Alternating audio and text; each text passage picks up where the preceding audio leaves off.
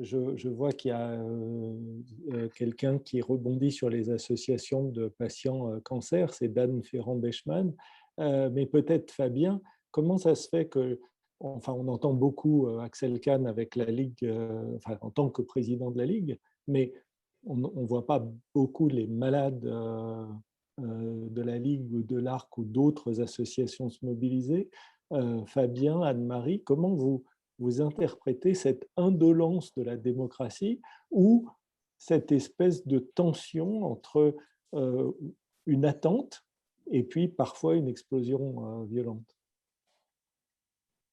Bon, je pense que en dehors de ce qui est déjà organisé et qui existe, c'est très très difficile de créer de nouveau des groupes, des associations qui se mobilisent pour un sujet qui les a frappés à un moment donné, compte tenu du temps qui s'est écoulé depuis le début de la pandémie. Je vois par exemple que la plupart des grandes associations internationales ne sait, la France n'est pas isolée dans ce retard très important à l'image. J'ai regardé un petit peu ce qui se faisait ailleurs. En gros, effectivement, on voit plutôt ce qui se passe avec la Ligue, tu vois, c'est comment les associations de patients supportent la lutte contre le Covid parce qu'elles affectent la population de patients qu'elles sont chargées de défendre en général. Et c'est vrai que le problème du cancer est un problème assez évident, mais je ne pense pas qu'il y ait d'associations de défense des personnes âgées suffisamment mobilisables, comme ça peut être fait sur le cancer, où il y a eu vraiment un réel impact sur la mortalité et le retard de soins. Donc, je pense que le facteur temps est quelque chose de très, très important. Mais comme Jean-François l'a dit, je pense que c'est quelque chose qui est en train probablement de se faire et qui devrait, justement, à la faveur de la baisse de la pression qui va forcément arriver d'ici un mois, permettre de se préparer à la suite et de mobiliser de manière un peu plus aisée les patients et le public. On va être obligé de s'arrêter. Anne-Marie, un commentaire, et puis Jean-Gabriel, un commentaire, et puis malheureusement, on sera obligé de s'arrêter. Anne-Marie, si tu veux bien rallumer ton micro et nous donner un commentaire un peu parce que Jean-François nous incite à l'espoir, ou en tout cas à l'action. Comment est-ce que tu vois la situation? Oui, ben je voudrais dire justement un mot sur le fait que l'opinion est un peu… Elle n'est pas atone, mais elle s'exprime par exemple sur les réseaux sociaux qui ne sont pas une forme d'association destinée à intervenir directement et qui au contraire est quelque part stigmatisée comme étant le lieu où on diffuse des rumeurs de complot, etc. Donc il y a une espèce de cercle vicieux. Les personnes qui s'expriment sur les réseaux sociaux se sentent quelque part un peu stigmatisées. Et j'ai été très frappée par le fait que ces personnes qui s'expriment sur les réseaux sociaux en tant qu'individus et non pas en tant qu'association font part quelque part de leur humiliation par rapport à leur absence dans les instances. Donc il y a un cercle vicieux. D'ailleurs, quand on discute sur l'attitude des Français à l'égard de la vaccination, je pense qu'elle est symptomatique. Ce n'est pas tellement le refus de la vaccination qui s'exprime par ce biais, c'est tout simplement quelque part une défiance globale, une sensation qu'on ne nous a pas donné nos chances, on ne nous a pas donné l'éducation nécessaire, etc.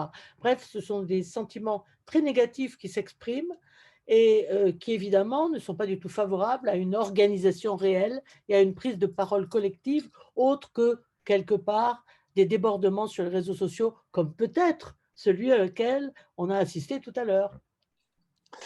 Merci Anne-Marie. Jean-Gabriel? Oui, très rapidement, parce que le temps est compté. il y a deux points qui me semblent importants. D'abord, bon, pour reprendre, puisqu'on m'avait demandé de parler de cette notion de biopolitique et de biopouvoir, ce que j'ai essayé de montrer, c'est qu'effectivement, il avait été mal employé, et je suis tout à fait d'accord avec Jean-François. On a expliqué qu'il y avait une volonté de prise de pouvoir par les scientifiques, ce qui me semble totalement absurde. Et je pense que, justement, si on reprend le terme lui-même, on se rend compte qu'il a été mal utilisé par les gens qui lançaient ces accusations. Puis le deuxième point, qui me semble important et sur lequel on a travaillé en tant que COMETS, c'est la question de la difficulté de communication des scientifiques avec le reste de la société. On a une difficulté, alors d'abord, des scientifiques à communiquer entre eux parce qu'il y a des nouveaux médiums de communication, et on a parlé des réseaux sociaux, mais je pense que le numérique joue un rôle important. Je vais revenir là-dessus. Difficulté de communication des scientifiques vers le grand public, parce que ça se fait souvent par l'intermédiaire à la fois, enfin surtout par l'intermédiaire des médias grand public. Il y a aussi des communications en sens inverse, de la population vers la population et vers les grands publics avec les réseaux sociaux, qui sont extrêmement mal maîtrisés et qui posent des problèmes parce que c'est pas compatible avec le temps de la réflexion et de l'échange. Et puis je crois difficultés de communication entre les scientifiques et le pouvoir politique, et j'ai l'impression que enfin, je ne parle pas simplement du conseil scientifique, mais j'ai l'impression qu'il y a eu beaucoup d'informations qui allaient dans tous les sens, et j'espère qu'on va vers une régulation et vers une situation plus apaisée de ce point de vue de la communication.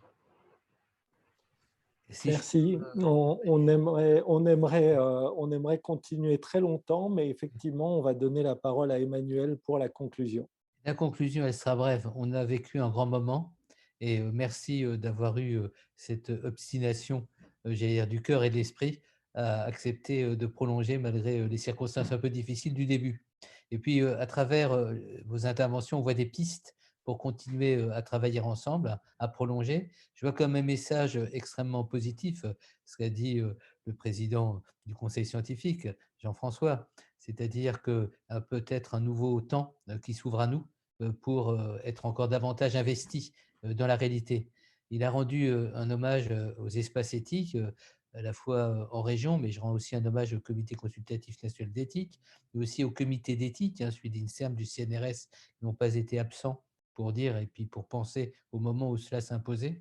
Puis de dire que ce qui est important dans notre démarche, c'est qu'elle est aussi une démarche de démocratie, puisqu'on ne fait rien en solitaire. C'est une dynamique, c'est des liens, des réseaux.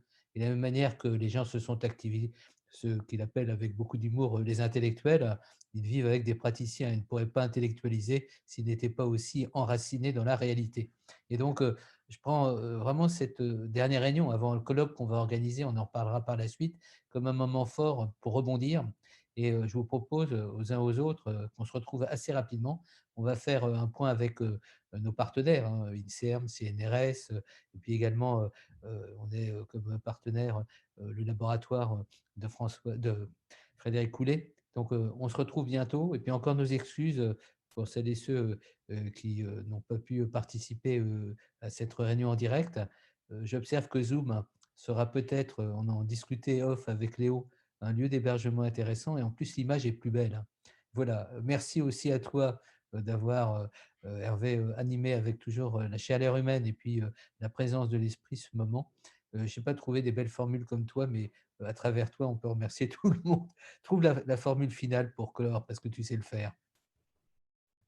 La formule finale, elle est simple, c'est celle d'Artagnan, tous pour un pour tous. En étant ensemble, on peut aller beaucoup plus loin. Voilà, si on doit toujours se tourner vers le passé, et Anne-Marie nous a aidé à le faire, et Jean-Gabriel nous a fait des rappels pour apprendre soit de nos erreurs, soit de ce que nous n'avons pas fait, soit ce que nous aurions pu faire, soit ce que nous n'avons pas fait. L'important quand on est vivant, c'est d'aller vers l'avenir. C'est ce que notre cerveau fait en permanence en anticipant tout. Donc, j'anticipe dès maintenant le fait de vous retrouver rapidement, et j'anticipe le fait que, construit de ce que nous avons entendu ce soir, nous allons construire quelque chose de beaucoup plus pertinent, avec une éthique non seulement tentaculaire, mais plus efficace dans les jours et les semaines qui vont venir.